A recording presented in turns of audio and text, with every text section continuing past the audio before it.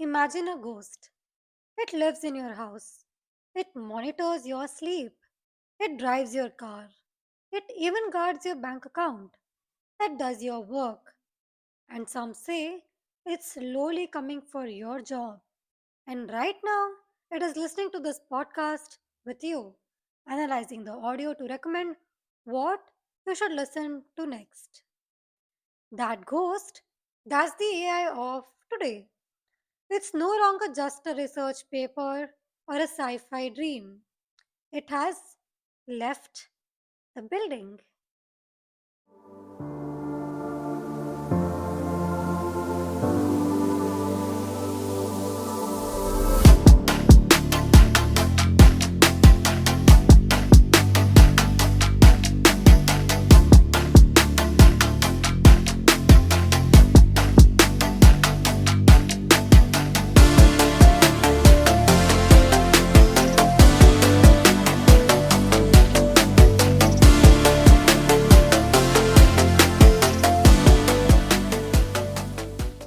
Hello, everyone, and welcome to this week's Info Rush. I am Disha, I am Rudrakshi. and this is episode 4 AI Every Day, Everywhere.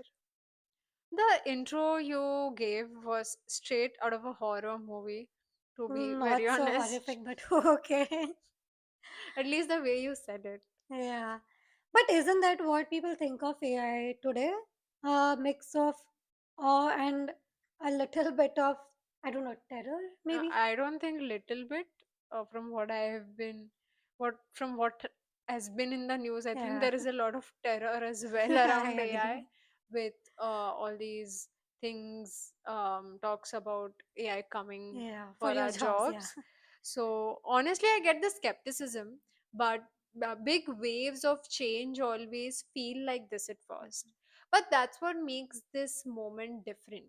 We are not talking about a future someday. We are on the cusp of watching it unfold in real time. When people talk about AI, they often assume it's meant only for corporate professionals or content creators. But here is a fact: it is steadily influencing everyday life across age groups, from students and working adults to senior citizens, and across industries, from high tech sectors to traditionally low tech fields such as agriculture, retail, construction, logistics, hospitality, and even public Mhm. services. So, this means that everyone at some point has heard of AI, and I think that's the fear mongering since everyone knows about it. So, Right. So now let me explain how it affects you every day. Now, one question: when you wake up in the morning, what does your routine look like? So, I assume for everyone it would be kind of similar. What would be yours? so for me, I wake up, I freshen up, then go for a walk, and maybe try to exercise a little. Then I have my breakfast, go to my office, come back home, like do my work, come back home, watch some TV, maybe watch some reels, and chat with you all, like maybe chat with my friends and go to sleep after listening to a podcast or maybe read something online. That's a smart choice. Yeah. Yeah. So let's break this down. You wake up in the morning and your phone, Android or iPhone, already knows how well you Hmm. slept. You wake up in the morning and your phone, again, Android or iPhone, already knows how well you slept. Hmm. Apps like Google Fit, Apple Health, or built in sleep trackers have recorded when you went to bed, how long you slept, and how often you moved at night. Your notifications are neatly arranged. Important ones first, the rest pushed aside. Now, I don't want people to get the wrong message here. This is, of course, only if you have given it certain permissions. Right, right. So, that is when it will be doing that. Now, you, you freshen up and step out for a walk or maybe try to exercise. So, your fitness app, if you have any, Mhm. starts counting steps, tracking movement, comparing today with yesterday. If you skip a day, it knows. If you improve, it notices that too.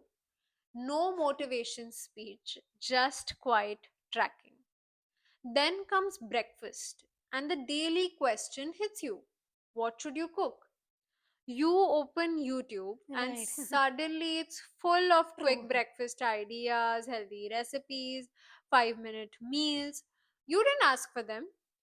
AI recommended them based on what you usually watch in the morning. So I kind of save the reels. I think that also maybe contributes to it. I don't know, like liking the videos. Yes.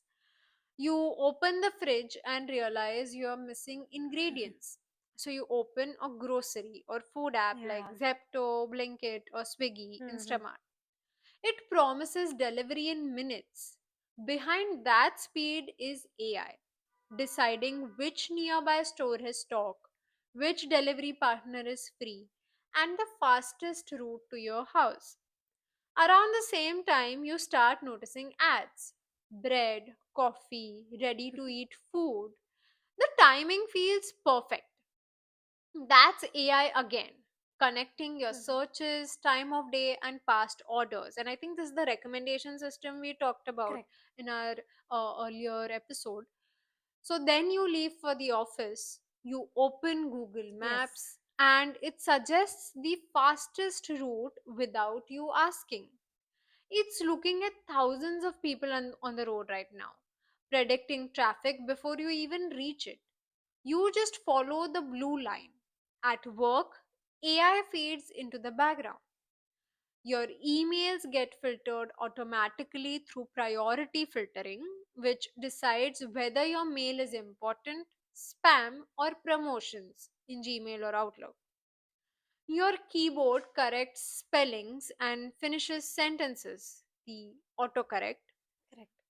Your calendar reminds you of meetings before you Hmm. forget. It all feels normal because you're already used to AI doing it for you.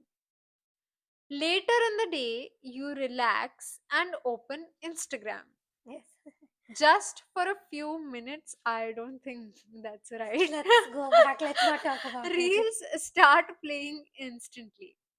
Instagram watches what you pause on, what Hmm. you skip, and what you share.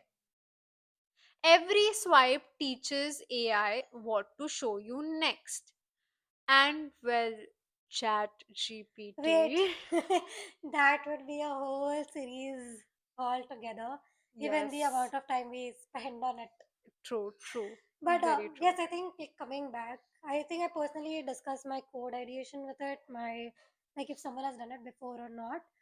I even tell it to correct my email grammar at times. Yes. And I even help with like maybe the new year things or the vision board and like all those things. I even took help from it for like scheduling and even how to use this new tools as a guide.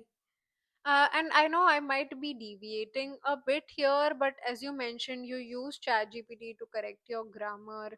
Um, so isn't that what we call natural language processing? So what I heard was that ChatGPT was built on uh, that technology or that concept, natural language processing, and that is why if you gave it math problems, it would come up with wrong answers. It was not equipped to deal with solving maths. I think this is a very good point you have put forth because when people put things into chat GPT like numeric questions, even I've done that, it often comes up with the wrong answer. So I think everyone remembers that when people used to say like 2 plus 2 is equal to 4, like Yeah, 5, yes, and GPT initially said, no, you're wrong, it's 2 plus 2 is equal to 4, but then people kept on insisting 2 plus 2 is yes, 5, my wife is right, and all those memes that we've seen. GPT eventually started telling people that yes, 2 plus 2 is 5 because, as you said, fundamentally it is a language model. Your yes, NLP concept yes. is being used, it is not doing any calculations on the background. But again, I would like to tell you here that today, like I was just researching, I got to know that ChatGPT and other tools like Mistral and all, they have started using code in the background. So when you ask ChatGPT, what is 2 Hmm. plus 2 is equal to 4, Hmm. it has the ability to write the code into any interpreter, say Python or Java or in any programming language, and it does the math on the background. So Oh, high okay. possibility that the answers today are correct, coming correct. Yeah. I may be wrong, but So the initial models might not have not been equipped to deal with math correct. calculations, but It is now it improving with might. time. Yeah. So I'm Okay. not sure if it is correct, but I just read it somewhere and I felt it was interesting. Okay. Got it. And just like that, your day ends. From the moment you woke up to exercising, cooking, commuting, scrolling, and talking to friends, AI was involved at every step. Not loudly, not obviously, just silently shaping your everyday life. I just realized like when I type like text people nowadays, it is so difficult to type without autocorrect because I'm so used to, just swiping and typing and then clicking on the autocorrect. On the contrary, I hate autocorrect because when I'm typing Hmm. in say Hindi, it will just Right. autocorrect to something that I don't want. So I have switched off that setting. Anyway, so another example. So the other day I switched accounts on my grandmother's phone. I was just fixing something. And then one small mistake, different account, same phone. She looks at the screen and looks at why am I not seeing those bhajan videos anymore? And it's showing my feed, like all the different things that is there on my feed. The algorithm started recommending from a different, like my user persona. Yes. So it was funny, but yeah. So like from young kids watching cartoons to grandmothers listening to bhajans, from one generation to another, everyone is being shaped, guided, and influenced by AI in, like the way you said, in the ways we don't even notice. And just like that, AI became an important part of your life.